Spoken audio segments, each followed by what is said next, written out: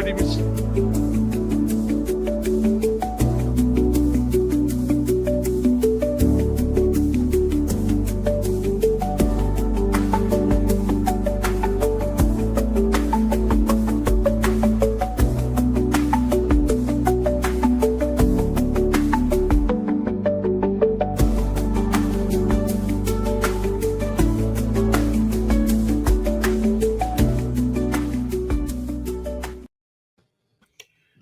We don't even deserve an intro today. Welcome to the Streakers Island podcast. It's I, Jake Amore, self-proclaimed sports analyst, joined by More For Your Money, Chazzy the CEO, Lane Dashing Dashco. So before I get into my rant, let's just wait for a couple more people to get on, get ready to watch the show. Main topic of the show tonight is what happened with the Winnipeg Jets. They have been eliminated from the Stanley Cup playoffs after losing a very tough game in overtime. So we're just gonna hold on a second to see a couple more people are just coming into the stream now. And I'm gonna start off this before anyone else chimes in with their points, and you guys may disagree with me, you may agree with me. I don't know what's gonna happen, but that's the world we live in. And I'm going to start off by saying this. You cannot end a series where you called absolutely nothing the entire bloody game and call an coincidental contact a trip. Either call it a penalty shot or don't call it. That is absolutely ridiculous. You have Mason Marchment jumping 6 feet in the air. They're not calling anything. You have Jamie Benn in other games punching guys in the face, including knocking down the ref. No call, no suspension. Oh, we'll give him a $5,000 fine. Dan, next time you bug me, I'm going to fine you a bloody nickel. Nobody cares. The NHL needs to wake the hell up because all they're doing is wrecking hockey. It was so obvious that in this situation, you called it an old school game. All game, you called absolutely nothing. The entire game. And then the ref goes, you know what? 14 seconds left. Let's give Dallas a power play. And a elimination game. If you had been calling penalties like that all game, fine. I counted about 15 holding penalties they didn't call. A whole bunch of charging calls. A whole bunch of tripping calls, by the way, that you did not call. Mark Scheifele was pulled down when he was about to score earlier in that game. So that is absolutely insane. Number 2, Connor Hellebuyck. Why would you just bang that to the corner when you're shorthanded and nobody's there? You are outnumbered. Just knock it down, cover it, and take the damn face off. And yes, Connor Hellebuyck had a good game. But what the hell are you doing? When you're shorthanded, you never just bang it into the corner when nobody's there to take the puck. Number 3, to the defenseman who is too much of a pussy to actually block a shot. 54 I called out. Stomberg or whatever. Doing the Flamingo. No, either block the shot like a real man or get the hell off the ice. That's a Don Cherry the way term. A elimination game ends off a iffy call. And the reason why I say iffy, before I see Chazzy, you're about to say, well, that's a blatant trip. They both bumped into each other. So is it Scheifele's fault that he is bigger? Because that's what it comes down to there. And of course, nothing's on YouTube yet, which obviously, again, it takes time for the studios to make their little cutty cuts and the posty posts. But that should not be a penalty in that situation in a game when you haven't called anything else for the entire game. Again, if you're calling the whole game like that with all your ticky-tacky calls like you would in game 32 of the regular season, fine. Or just make it a penalty shot, because to make you sit through a 20-minute intermission to just give Dallas a power play, it's ridiculous. Just to put in perspective to our fans, how loud and how loud and angry Jacob is. Yes, we're in the same building, but we're on different floors. And even though we're on different floors, my mic is echoing from Jacob's voice. That's how loud and angry he is right now. So be very thankful you're hearing him on the speaker. You can control the volume and not in real life. That was an amazing My 4 rant. years. I'm just kidding. Hold That was amazing rant, Jacob. I do have something to say, though. Same. Well, let's go over in the circle. You can sit here and say penalty, no penalty, Winnipeg failed, didn't fail, Hallback shoulda, coulda, blah, blah, blah. At the end of the day, I think this game means a lot more than just hockey. And I gotta give Mark Seifert and his family so much respect and credit. I mean, what Mark Seifert did is unbelievable. I mean, it's a little different situation, but Jacob and I lost our grandpa, and he fought for a long time. It wasn't like Mark Seifert's dad when he just passed at random. I don't know what situation's worse, but I know I could have not went off and played like that the day of when he passed. So I know how painful that he's doing. And I gotta give the Winnipeg team, like Adam Lowry going into the penalty box and the Winnipeg team hugging him in center ice, and even the Dallas lineup, like, Jamie Benn, Jacob pointing out, Jamie Benn did that huge sucker punch on Seifert, and Mark Smith was whining at Jamie Benn all series. But at the end of the day, at the handshakes, because of what happened, they gave tremendous respect to Mark Seifert and the family. And Jake Artinger did in his interview, Hockey Night in Canada, first thing he said was to give respect to Mark Seifert and his family. And this is, this is the moment where you gotta give the NHL and the league so much respect, because it is more than just a game. And it's one of the mindsets I put out when we talked about the playoff preview is, we all hate for Jersey. We all hate the color during the game. But at the end of the day, we remember there's another human being behind that jersey. And that's what we witnessed tonight. So as hard and difficult and emotional it was to watch, you got to give tons of respect to Winnipeg and tons of respect for Dallas. It was handled class act. It was just a horrible.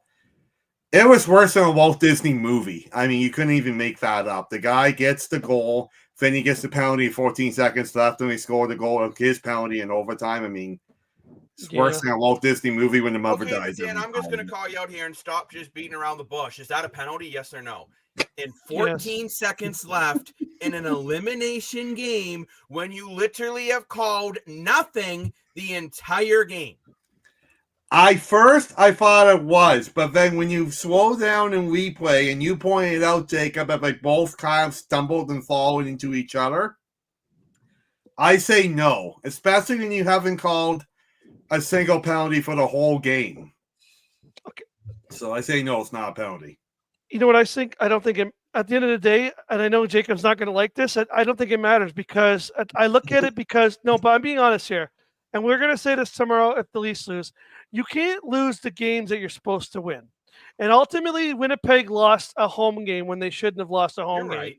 You got to win the game when you're handed an opportunity. I talked this about the last game. It's called chances. You only get so many chances to do something, and you shot yourself in the foot early in this series, and you put yourself down 3-1. Whether this is a penalty or isn't a penalty, I agree with what Jacob's saying about how this could be considered a BS call late in this game, but ultimately Winnipeg put themselves in this situation by not getting the job done in Winnipeg. And if you're going to call out Toronto for doing it, you got to call out Winnipeg, because they fail just as bad as the Toronto Maple Leafs. And I'm sorry, I'm not going to give you any little, it's you. Again, I agree with everything Dan said. 100% respect to Mark Scheifele for playing this game. I know he's going to be heartbroken. I get it. Everything to his family and the Jets, I give it to them. But at the end of the day, it comes down to what you did before. You had to win those games at home. When you have a game at home, you got to bury those opportunities. You didn't. You put yourself down in this situation. Maybe if you win one game, you lose this game in a BS way, the series isn't over. So, there's a different ways to look at this about the mentality coming in and you can't sit there and say, oh, if we didn't get that's a penalty, we would have got limited. You just don't even know if you would have won the game. Never mind the next game. You still had to win the next game too, and you don't even know if you would have gotten there. They still could have scored on a ticky-tacky shot or a shot around the corner. So you don't know that. You have to bury Great your point. opportunities when you get them. And Now, that's what I'm mad about. I am going to bring something up, and Dan is going to get rattled. Wayne, you might get rattled, and Chazzy's probably going to laugh. Because you're saying they might not have won the game. Leaf Stanley Cup 93. All I ever hear is they would have won the cup if Gretzky didn't high stick and get away with it. I'm going to call out the double standard here. If you're going to say that, then you could have said Winnipeg wins this series if they don't call that trip. Maybe. True, Winnipeg outplayed Dallas, I would say at least 60% of that game. Oh, more than that, I think. You're still down the and series. again, I am of your mindset. Actually, it's a penalty, whether you like the call or not. You got to kill it off, which is why in my rant, which I forgot one other point. Why is Luke Shen on the bench during their critical penalty kill? He is literally one of the best penalty killers in the entire league. So for me, Luke Shen is on the ice. If anything, I would go with what Berube would do, and he would probably have McCabe and Tanev out there for pretty much the whole 2 minutes. Exactly. And I probably would have done the same with Luke Shen and Neil Pionk. I would say you guys are my 2 best defensemen right now in this situation. Go get it done. Yeah, 100%. And at the end of the day, they could have killed off the penalty. At the end of the day, Hellebuyck didn't have to hit it into the corner. All I'm saying is, Dan, when you're going on, I give the league respect. I don't give the league any respect. I don't give the league respect when they blatantly can't figure out how to call a 60-minute game. I agree with that. You can't call a game one way for 59 minutes and 46 seconds and then change your mind with 14 seconds left in the period. It's just not if you interrupt me, I will mute your damn microphone.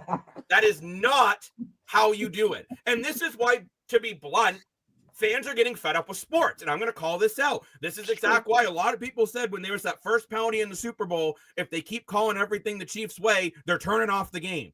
There are a lot of people who are saying so much of the sports betting is ruining the game because they think monies are going to other people. I'm not saying it is. I'm not saying it isn't. I'm just calling it out. So the NHL has to do something to set a standard. I have said it once, and I've said it again. We need a playoff rule book and a regular season rule book, because you can't call a game one way for 49 minutes and 46 seconds and then just go, oh, let's just go back to the rules they were before. That's just not how sports needs to work. I agree with that. Yeah, and sir. We need to just find a way to get it even. And again, if they kill the penalty off, it's a different story. If they win game 1 in Winnipeg, it's a different story. The Winnipeg Jets are who to blame on why they lost this series. Yes. They had multiple opportunities. You had Hellebuyck not show up for a couple of the games this series. Mind you, I thought he played phenomenal tonight. He did, yeah. He had no chance on the second goal. The first goal was a bit of a bad rebound control, but overall, if you only let in 2, you should be able to win. But however, Jake Ottinger just outplayed him. He did. You look at that one save on Mason Appleton, which is the save of the playoffs right now. Yeah. And something to point out, though, the Winnipeg Jets have not won a road playoff game. So I believe Vegas was the home team in 23. Yeah, we talked about that. Since 2023 was their last road game. It was game 1 of the playoffs. Yep. 0-10 right now is a record. It's just unacceptable. Yeah. So, Chazzy, you've been very quiet besides just laughing at my occasional pun. So what are your thoughts here in this one? First of all, I want to ask you, because I think you're going to disagree with me. You think that was a penalty, don't you?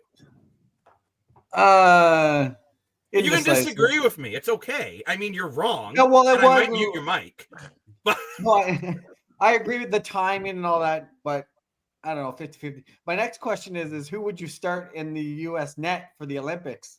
Ottinger or Hellebuyck? I think calling it now is just idiotic. I'm just saying that right now. Why the hell would I make a decision now when I can make it in February? Chazzy, which pair of underwear are you going to wear December 3rd, 2035? You have no idea. Lane, today, if I'm going to say how much facial hair will you have by 2046 on January 3rd at 6:04 p.m.? Probably a lot. If I don't shave by then, I'll look like a Sasquatch. Okay, if I had to make a decision today, it's Jake Ottinger, who I'm starting because I feel he's more consistent. Dan, I broke Dan, but if you're Winnipeg now, and we're analyzing and anticipating everything before, but now you lost. Now what? Well, this is what we talked about in the pregame. There's not as many. Oh, Dan's showing off his hairdo. That's a first on the Streakers on the podcast. Lack of hair. When we look at what they have to work with, it's not like the Maple Leafs where big players can be moved. I think Kyle Connor is locked up for another 2 years, and Scheifele another 4. Which again, I'm not saying this was on Scheifele. Ehlers, you can let go of. I'll be honest. I let Brandon Tanev walk. I thought for $3.5 million, he did absolutely nothing. Yeah, I was not impressed with his game whatsoever. You needed a lot more out of Brandon Tanev in this series. He was supposed to be the best fourth liner available, and it was okay. I think Steven Orentz has played better. Scott Lawton was better in Toronto so far, in my opinion, than Brandon Tanev has been for the money. So I'm letting Tanev walk because $3.5 million. I'd rather have a Max Domi archetype type player than a Brandon Tanev. I wonder what if you could get Tanev for less money. Tanev is known for being an overpaid fourth liner, and he'll continue to be overpaid. You know what I could see joining this team, and you mentioned his name last night for the Leafs, but is a guy I could really see Winnipeg going after. Jake Allen, 100%. I could see that. Just stabilize the goaltending because you don't work just play on the road. Play hella buck at home and Allen on the road. There you go. Well, and you know what, too? Maybe then you don't have to play Connor Hellebuyck as many games. Yeah. I think you try to re-sign Ehlers, but I think Ehlers will be getting a pay raise. Yeah. I think Ehlers is probably going to get in the 7.5 to 8.5 range. How much cap space do they have? Does it say on there how much cap space they have considering into next year? Because that's something I'd like to know. Now, apparently, okay, so it's 51, 25, 76. Yeah, I guess Ehlers is going to get about 7. I think Ehlers is worth about 7. And right now, he's getting paid 6. System, which they don't have much in their system. Winnipeg's in a very weird spot. Yeah, they are. Because Toronto, for example, okay, Chris Drieger can be let go. Whoop-de frickin' do. Yeah, that guy sucks. Hayden Fleury. Actually, I thought Hayden Fleury played above what was expected. I would keep him. See them potentially trying to move on from Logan Stanley. I don't know what they do with Sandberg. He was terrible. I would get rid of him. I'll be honest. I still think Dylan DeMello's very overpaid at 4.9. I think he's terrible. That's my what he make? Oh my gosh, he was terrible too. I mean, you're very lucky, but I mean, because you have like Shen, you're locked in for another year at least. But that's personally, I'm going to go off the board here on the players. I'm going to stop sharing the screen for a bit so you can see better of my luscious face. Wow, they have 25 What you need to do is fire the coach. That's what you need to do. Yeah. At the end of the day, he did not prepare this team well enough on the road. No. Or even for game one in general. And again, it was sucked that Josh Morrissey got injured, by the way, on a call that FYI could have been called a hold. That again wasn't called. And I was fine with them all not being called, just don't call one at the end. But I digress. I think Winnipeg, you got to fire the coach. I agree with that. Mason Appleton might be gone too. No goals in the playoffs at all. Even that great save by Ottinger, if he puts that off the ice, short side, it's probably in. Winnipeg wins this game in regulation. Right. So I think they got to do something. I'm not fully sure. I'm going to be honest. I'm not fully sure what. Projected cap hit is $86 million. Projected cap space at this roster is 1.174. Out. That's the thing. Cheveldayoff has spent a lot of money, and I don't get me wrong, he's got good depth. But Mark Scheifele, I thought played a great game. And again, I agree with you guys 100%. I give Mark Scheifele so much respect for what he was able to do today. And thoughts and prayers go to his family. It is just disappointing to see his season end the way it did. Oh, I mean, like, it's absolutely heartbreaking. You know, Jacob and I know Mark Seifert a little bit back in the Barry Coach days. You know, Jacob and I volunteered for Waters TV, and we worked a lot of coach games. And Mark Seifert is one of those guys who was just an incredible human being. You know, some of the hockey players wouldn't even talk to the crew people. I mean, Mark Seifert always did. Always, you know, give a hey or what's up or whatever. Just super nice guy, and you know, he's very strong man of his faith, and that's hard to do in the NHL, you know, and you gotta give him a lot of respect for doing that. And it's terrible what he's gone through. And actually, just looking at cap projections, with the cap going up to 95, Winnipeg, now this is without a lot of their active roster guys. So we'll say they'll probably end up having about 8 to 9 million in wiggle room, but that's without signing Ehlers. Yeah. I really think coaching is where where the blame lies. You wonder if one of these games on the road when Hellebuck was struggling, maybe you put Comrie in a little sooner. I don't know. I get Comrie's not a great backup goalie, but he is not god awful either. So I don't know. What do you guys think with Winnipeg? Where do they go from here? Like, there's not a lot of players that are on the way out. You got a lot of your top players with no move clauses. I think Winnipeg needs more supporting staff. We always said all year they won the President's Trophy because they were so deep. But then you look at trade deadline and you look what Dallas did with Rantanen, Garwin, and Cody Ceci.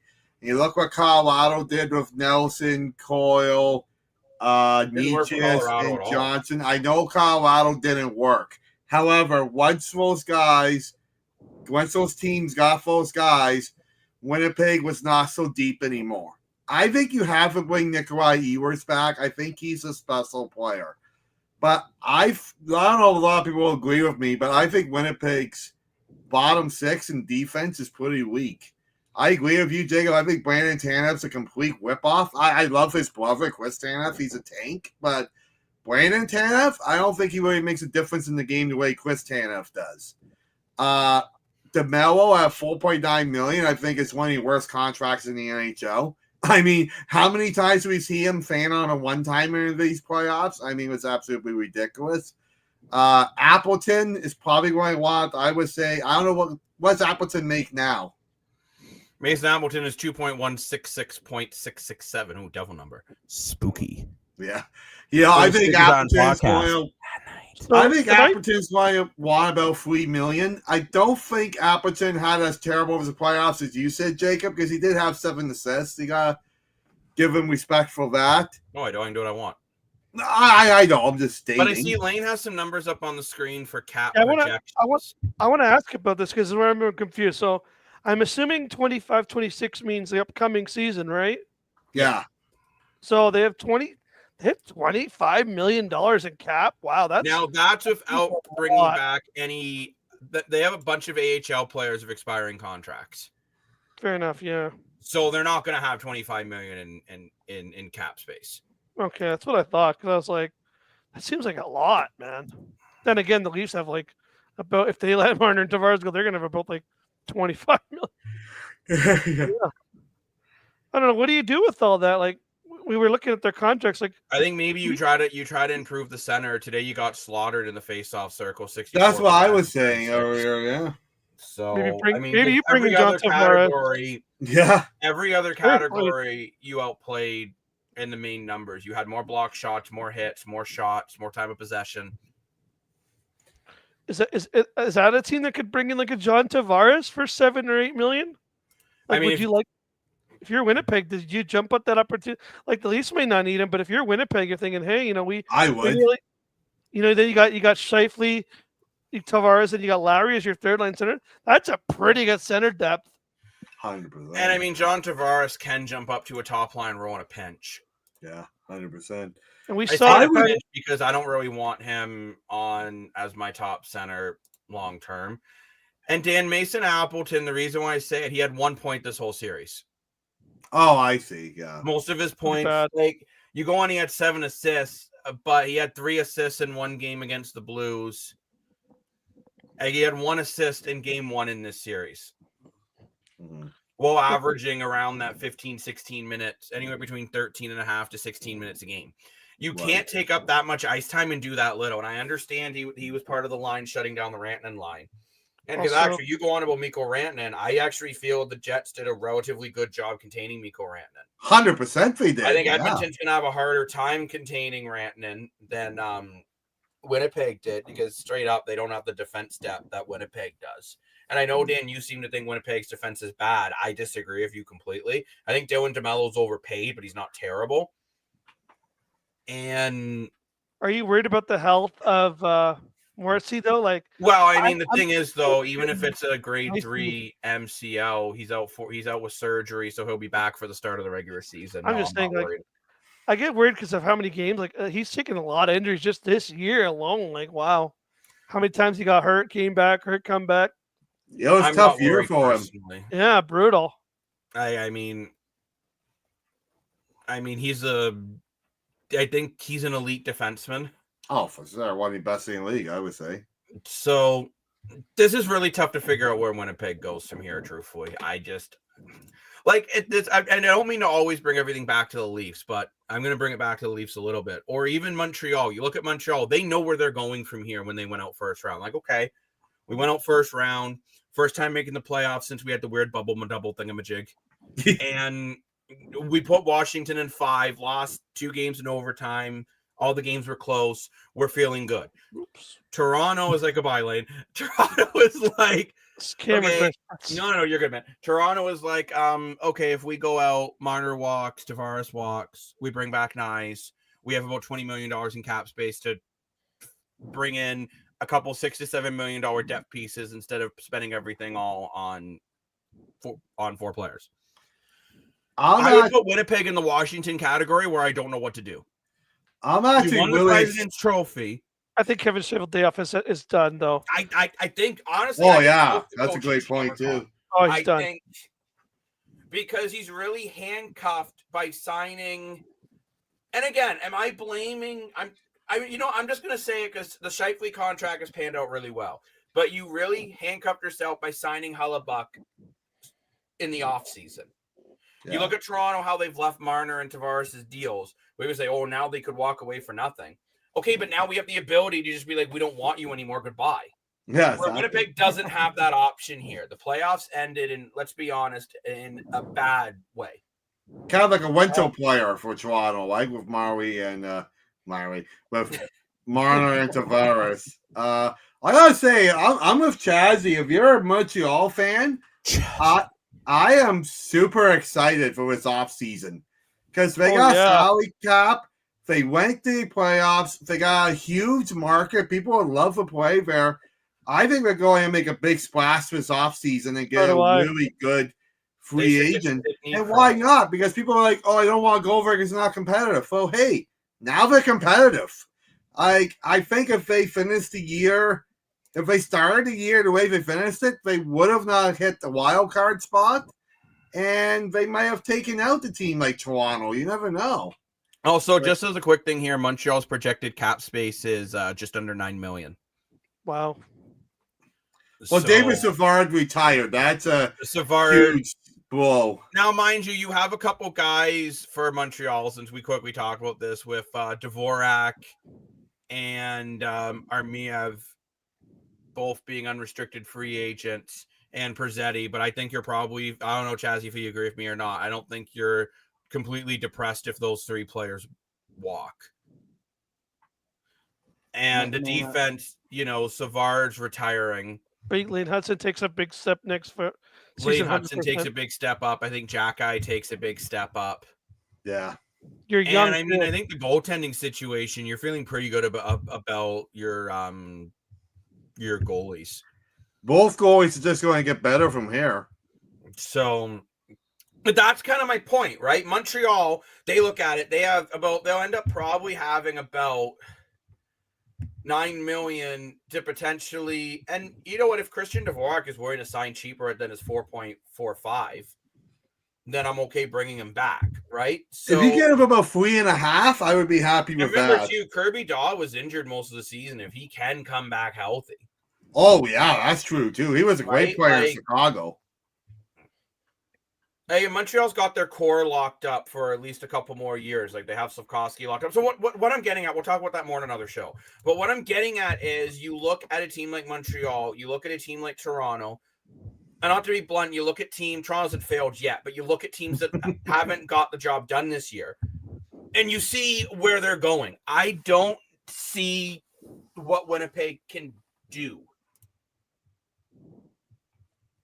Yeah, It's yeah. a weird situation for them. New GM. I would start with a new GM because you can't because Mhm. you have to treat like I don't know if I'm a Winnipeg fan I want the same thing if I'm a Leaf fan at this point. Like you haven't got past the Yeah. second round in God knows how long.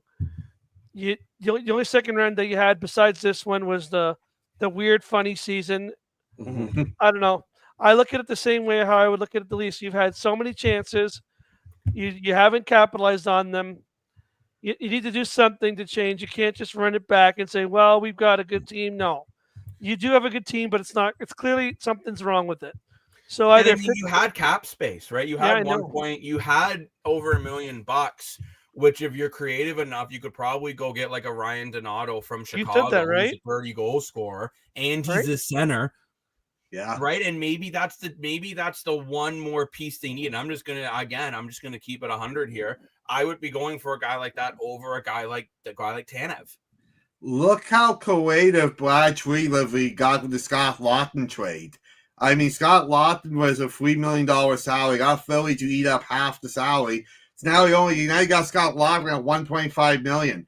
They had like 3 Toronto years. was in cap hell at trade deadline, and Scott Laughton, whether they win Game 7 or not, he's been a massive difference of his team this playoffs. Well, yeah, like Toronto only has $200,000 in cap space, so they literally maxed it out to the floor.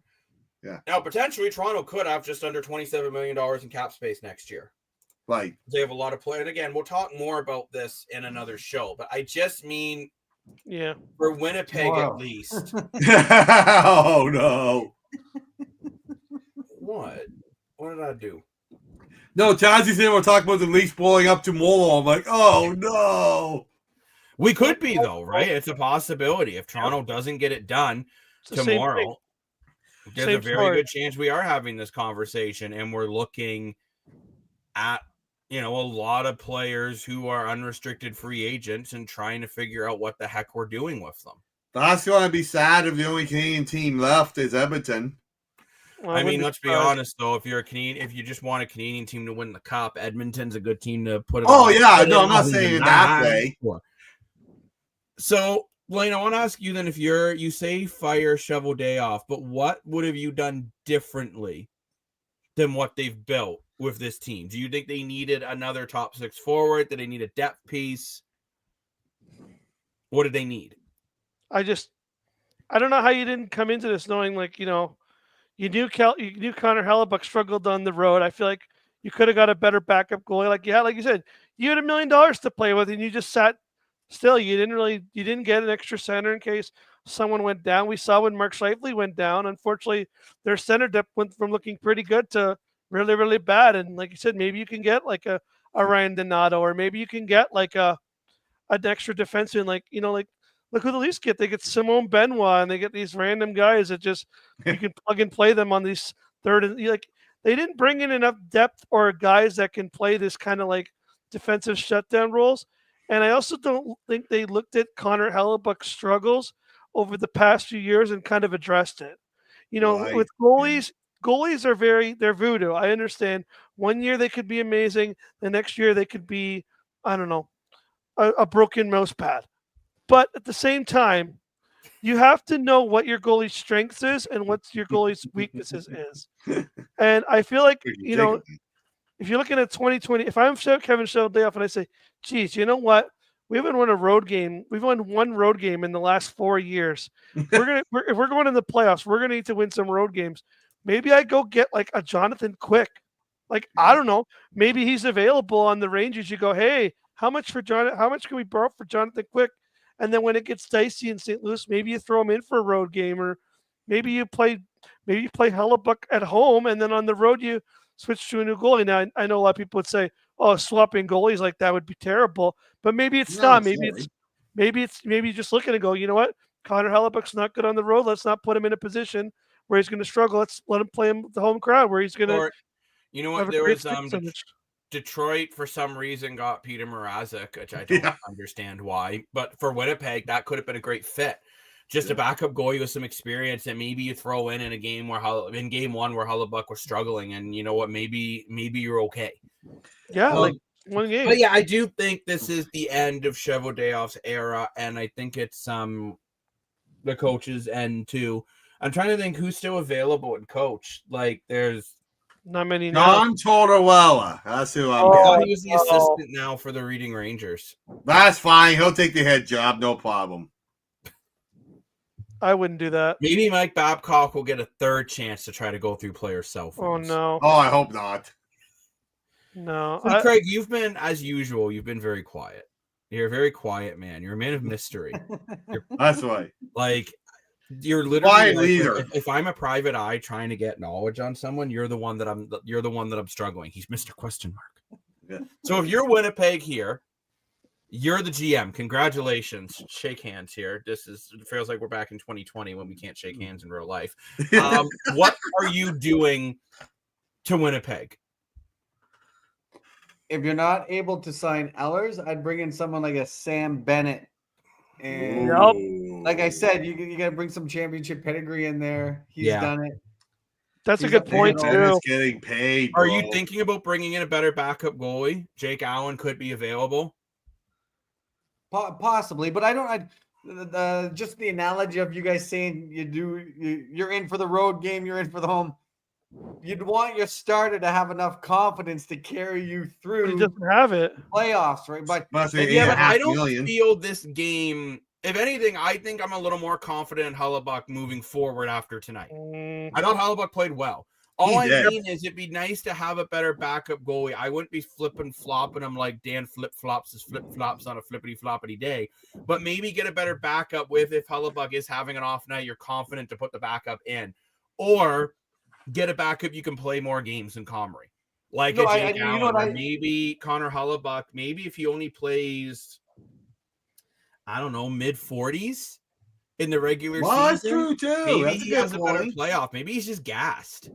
That's a great point. Like, he's played a lot of hockey, right? We're going to come back to the same situation as this year. We are going to say next year with the Olympics. So maybe you're not maybe some of the workload towards the end of the year, you give him nights off if he's going to play the Olympics, because you're going to run into the same thing. Now these guys are going to have travel. Now these guys are going to come back.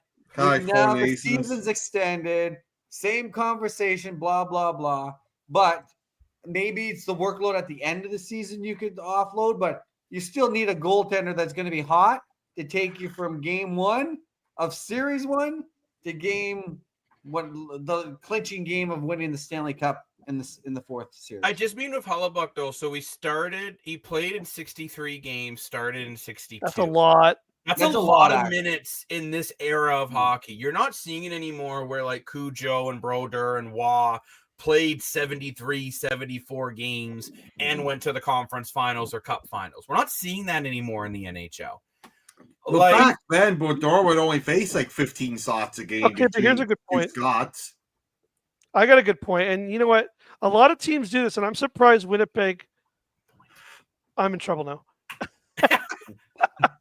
No, but it's a good thing that like I wish Winnipeg should do, and I don't know how you guys feel, but I want to throw it out there. Okay, so you're the Winnipeg Jets. Because I want everyone's opinion, because I do see teams do this. You look at a team like Florida. Okay, like here's a good example, right? Did they need to win the division?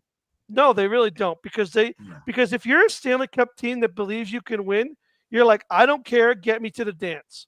I don't care where I am in the standings. I don't care who I'm facing. I don't care if I'm third. I don't care if I'm in the wild card. I just want to get there because I know once we 100%. Get there, my team's going to take over and we're going to do this. So I look at Winnipeg like, yeah, okay, you did play Connor Hellebuck 63 games, but you probably could have played him 50 and still made the playoffs. And if you're Right. that confident in your team and saying, we got Connor Hellebuck, he's a Vezina winning goalie. We got a great decor behind us. We got a great offense. Then why are you pushing to get 120 points when you know you're just going to tie your goalie when you can maybe get like 99, finish second or third? Yeah, you might not have the whole mice of the best team, but if you're that confident in your team, you're way better off than trying to push it and push yourself to a spot where it's not. You're going to get gassed out by the second round. I mean, agree with you get for 100%. Winnipeg though, but Lane, they had the division locked up for months. I know. I'm just saying. They led by 10 points. I don't know why Hellebuck played as much as he did when it just wasn't necessary. So I'm saying if you get a better backup goalie, because just to go over some numbers here. So Vasilevsky, Hellebuck, Montembeault, Sorokin, Shesterkin are the only goalies to play 60 games or more this season. Wow. Right. Out of these goalies, not being awful, a lot of them didn't have great numbers. Obviously Vasilevsky had a pretty good year, but Montembeault, and no offense, Chazzy, but only a .902 save percentage and a 2.82 goals against average. I think that's good numbers in Montreal. Sorokin had the worst year he's had in years of a .907 and a 271. Yep. Shesterkin only had a .905. He was then you bad. got UC Saros, who started 58 games at an 896. Vilemecki in Utah started 58 with a 904.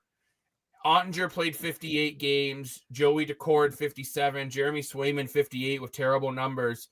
And the interesting thing is then you start to come down the goalies who played a little less. Mackenzie Blackwood, 56 games, 912 save percentage, 255 goals against average, had a really good playoffs. Sergei Bobrovsky only played 54 games this year. Right. Only a 906 save, so 2.44 goals against average, but in the playoffs, he's playoff Bob. Right? Dustin Wolf, 53 games for Calgary, who I think should win Rookie of the Year. I'm sure everyone else is going to say Lane Hudson, but that's your prerogative. With a 910 save percentage at 2.64 goals against average. I really do look. Darcy Kemper, the only goalie that's realistically comparable to Hellebuck when it comes to the stats, played 50 games. So if you're playing, you got to think about that. You're playing 13 games less coming into a playoff run. You're just feeling that much fresher. And Hellebuck too. Connor Hellebuck played the second most minutes out of any goalie in the NHL in the regular season. That's a lot of minutes, right? And I understand he's the best goalie in the league when he's on, but maybe play him in that 50 range, maybe lose a few more games, right, and have him ready to go for the playoffs. And if you're not confident in Eric Comrie, then go get someone else. Yeah, I thought Eric Comrie was pretty good, to be honest. There are plenty of backup goalies available. Go get someone with a little more experience. Go get I keep harping it, but go get a Jake Allen. Yeah. Go get a Peter Mrazek. Dan would love Weren't it you if guys not Toronto traded confident Joseph in- Woe to Winnipeg. Go get Joseph Woe. Were you guys not confident in Comrie when Hellebuck was having his struggles? Mind you, I don't think Eric Comrie is that bad. I've always liked Comrie. I thought he got a bum lap at Winnipeg. Like, his numbers are pretty good. Actually, I'm just looking up his numbers now to see if you're right or wrong. Like, for a backup, but not terrible. So Comrie started 20 games. He had a 914 save percentage and a 2.39 goals against average. That's pretty good. So why not play him 30? That's why what not I'm play him saying. 30 games? Yeah. Like, okay, he was 9-10 with his record and an OT loss. Who so cares? basically 9-11. But I don't know. I think I'm okay with losing a few more games or just telling Winnipeg, well, just play better in front of him. It doesn't. By those numbers, he's not the reason why you lost. No. Sorry, Dan. No, it's okay. The other thing is, if it appears to me right, Hellebuck was trying to get the record of the most regular season wins at 47. Do you think that this isn't him playing so many games was a part of him wanting to get that record? I think it was. But then as a coach, just be like, nah, B. Well, I agree with you, right? But some coaches would. You start him 13, 15 less games, and this record's not even in the conversation. Well, I agree with you. And then the other thing, what Chazzy pointed out too, is the Four Nations. You look at the Four Nations and like Team Canada and all that, right? Only Hellebuck and Binnington went as far as the Four Nations as they did, and now they're both out. But I wouldn't say Binghamton was the reason St. Louis. No, 100%. Binnington's a hero, but I'm just saying. I love Binnington. Dan wants his babies. Oh, 100%. I love him. He's a great guy. No, I guess I'm just thinking more logistically about goaltending in the future. Like let's just start picking random teams. I hear you. Look at Toronto. Look at Ottawa even. Louis Almar played 44. Forsberg played 30. Yep. You know Pretty what? good Maybe team. that's more. Both goalies put up decent numbers. The Leafs Maybe are the I best think example. this is more the future of goaltending. Look at Boston with Omar and Swayman. They Oh my gosh, literally half can't that 41 imagine. games. Right? And even if you look between Dobis and Primo Yeah. and game starts, like, you know what?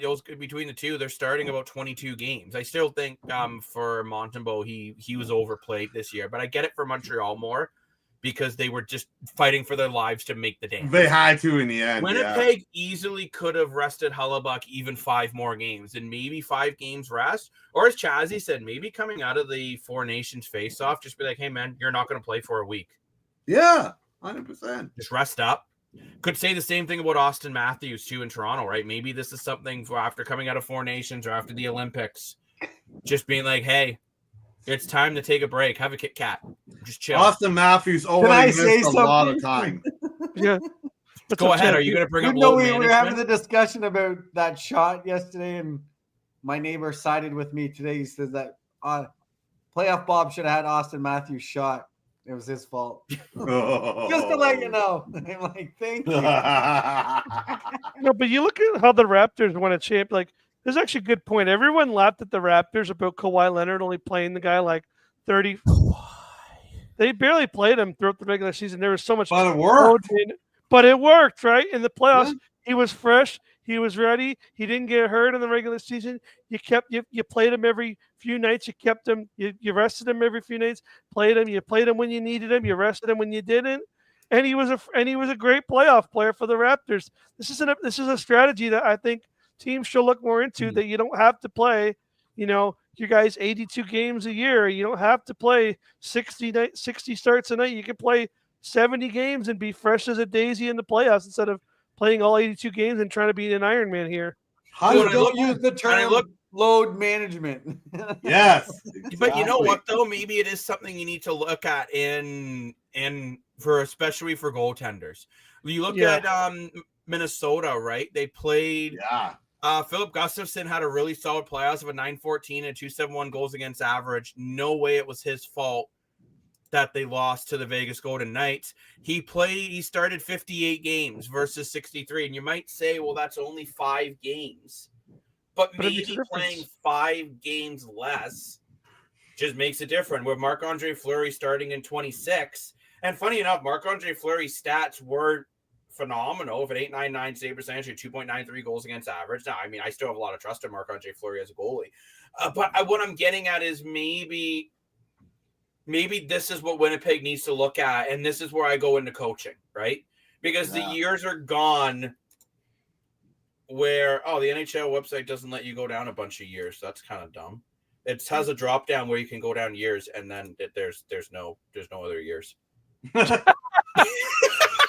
Time doesn't exist. Because I'm like, oh, that's cool. I'm just going to look at goalies' stats overall over the last, go back 20 years. But how did we get to this conversation about goalies? Back in the day, every other night, the goalie really wasn't the conversation of fatigue or overplayed because it's a different game. Now it's like we're talking about putting in backups during a playoff run. Like, I don't know. I just find that it's a different game, Chazzy. Well, yeah, actually, you know what though, Chaz, you make an interesting point because like Mark, he does 2002, 2003, Brodeur played 73 games, and he shut the door consistently. Volkanen played 69, funny number. Patrick Lalime 67, Ed Belfour 62, Curtis Joseph 61. No talking. They just all action play. Yeah, exactly. Yeah, go but back to 0102, the same thing. Marty Baron 72, Brodeur 73. Felix Pock, oh my gosh, Felix Potvin played 71. Yeah, but that Brodeur 73 with about 3 or 4 rounds of playoff. So now, exactly. interesting thing here to bring up. So Martin Brodeur, even What though is he it? The played water? no, Is no, it the hold on. Powerade that we're drinking? Hold on. Let me get my point here. Martin Brodeur faced the 17th most shots out of starting goalies in the NHL while playing the most games. That's how you could get away with it a lot of times. That's what I said. Crazy when you get a guy like Jose Theodore in Montreal who faced the most shots in the league while also playing in 67 games, or Kolzig playing 71 games and facing the second most shots in the league. And also a lot of the thought when you look at these old stats about Brodeur did it, yeah, but there wasn't like 10 or 20 guys getting 100-point seasons in the NHL back then. It was a different game. It was a more dead puck era where the goalie was kind of the star player and you needed him every night. Whereas now it's like you're going to let in 4 or 5 goals a night. There's 30 shots. Sometimes there's 40 shots. There's deadlier. There's the equipment that I feel like that the players have now compared to back then with the more the sticks and all the way the way the game is played is such a different aspect that the goalie I feel like needs more of a mental break than they needed back then because it was easier to you saw a lot more I don't know if it was easier. Goalie interference basically was never called. They wore less equipment.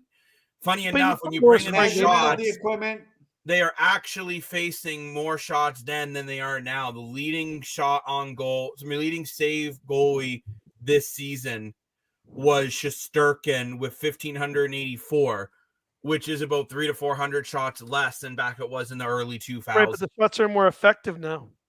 At least I think so. You can't like. I'm just gonna call it out. I think goalies were just better in the early 2000s. I don't probably know were. if the forwards are that much better. I'm sorry, but you look at Vezina goalies now to like the Cujo, Brodeur, Waugh era. It's not even close. I just don't think about it back. Most good teams had a franchise goalie. Yeah, right. I don't feel most good teams in the NHL have a franchise goalie anymore. Not now. The league has changed. It's evolved. And Chaz, you asked me, why are we talking so much about goaltending? Winnipeg is one of the very few teams that is built around a franchise goalie. So when you're built around a franchise goalie, you have to find a way to make him be a franchise goalie in the regular season and the playoffs. Yep. No, mine's about your starting goalie is 40 games and your backup's 30, where we were talking about your star was at least 60, 70 games. But, I'm okay with if it makes better playoff success. I'll be really curious to see which goalies are in the finals and if they're goalies that played 60 games or like high 40s, low 50s. And that would be an interesting stat to look at. Let's actually look at that stat. We're here. I was just thinking, like none of them. Never think. Well, maybe Jake Ottinger would be the only one. Because maybe Toronto. Freddie might be up there because I don't think Kochevkov could have played a lot. I don't think he did. So last year, the finals was Bobrovsky versus Skinner. Bobrovsky played the 5th most games at 58. Skinner played the 4th most at 59. Good Lord, poor Edmonton. But what I mean is then Georgiev played 63. Wow. Oh my gosh, Colorado's dumb. They didn't have a backup though. Like their backup was atrocious. But it's interesting when we're looking at the goalies that played the most games. They actually weren't A lot of these guys didn't even make the playoffs. Yeah, but he also had a bad year. 56, Shesterkin 55. Jake Didn't Vazzy play a lot? 54. I just think this is something that I think teams are going to look at more and more in the future, that maybe you start playing. It's not the early 2000s anymore where goalies were as good as they are. Yeah. Oh my gosh. In 2001, Archer Zerbe played in 77 games. Wow. For Carolina. That's crazy. Cujo was only the 3rd most games, playing 68. Urbe was the old Kelly Rudy helmet, no? Yes. Yeah, it was. Yeah, exactly. Yeah. I was just going to say I had weird helmet. It's hard to compare eras. Though, to look at the different eras, right? Yeah. Yeah. But I think Winnipeg does need I think that's the biggest area you evaluate, because that's the area you put in. Hellebuyck is either the 5th or 6th highest paid goalie in the NHL. You need him to be better. And maybe to make him better is you play him in less games in the regular season so he's fresher for the playoffs. Could be a thing. It could be a factor. We're And gonna have maybe the then same you have a back- conversation next year with the Olympics. So And maybe it's just a backup to you have more confidence in. Like you look at Toronto with Joe Wall, besides of Dan, the majority of people are confident enough with him comparing to Stolarz that he can get the job done. So I don't know. It's I think it's gonna be a very long off season for Winnipeg. And there's not a lot of options. You're basically trying to retool because you've locked up most of your core. Yeah. Kind of like Washington and Colorado. Like, what do you do? Like I say, four of the three teams are kind of the most screwed right now. Yeah, it's tough. Yeah. Washington's most likely looking at if you're Washington, you're most likely looking at a retool because once Ovechkin leaves, let's be honest, that's going to kill the morale of that team. 100%. 100%. In Washington, you're just retooling it to try to run it back again and bring in secondary scoring. If you're Colorado, I think you really got to evaluate maybe not trading one of your star players to win a Stanley Cup, but trade McKinnon to Toronto for Matthews. Pittsburgh, so the Crosby can have another run. But Yeah. no, but I don't know. It's we obviously we don't have the answers. We're not in management, but We don't have the answer, Sway.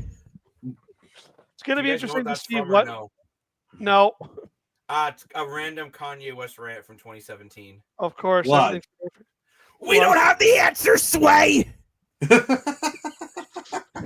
God. And maybe we don't have the answers Well, boys, But why are people watching then? because we're funny.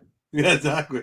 I think it's Because time they're we so sign good off. looking. I think it's time we sign off for the night. We'll be back on tomorrow for a Leafs pre and post. So okay, before we go, how are you guys feeling about? I guess Oh. today, later on today. 40%. Is it 40% with a chance of flurries? High of 24. Pretty much. Yeah. 24. Like 40%. 24 You guys- degree you weather and all- flurries.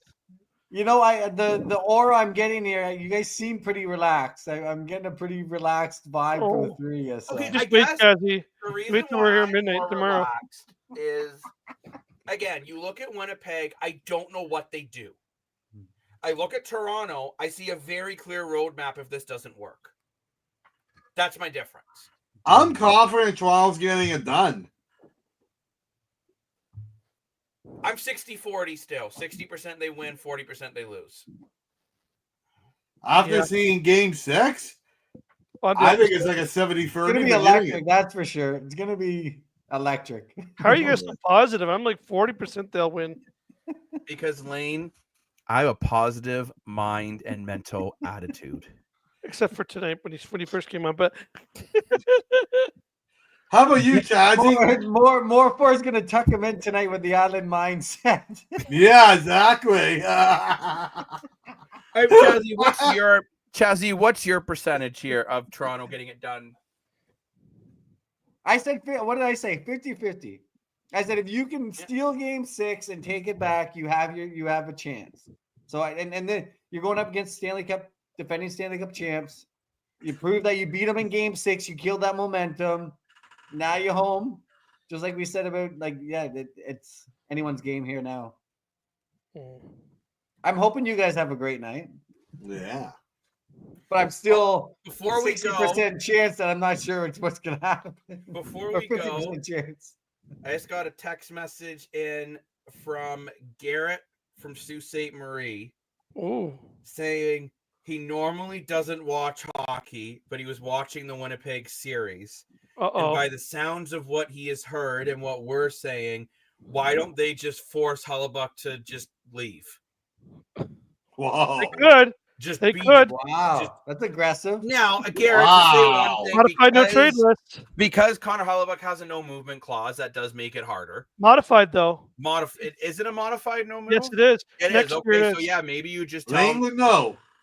maybe you do that, 10 and yeah, then you clear $8.5 million in cap space.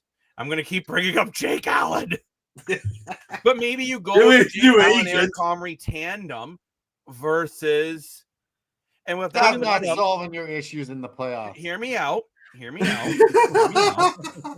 That gives you the money to bring in more scoring.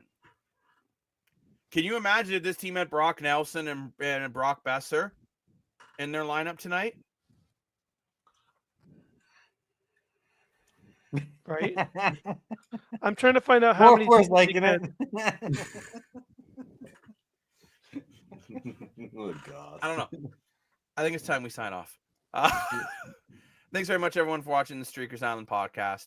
Thank Get you a for good putting night up with my rest. crap.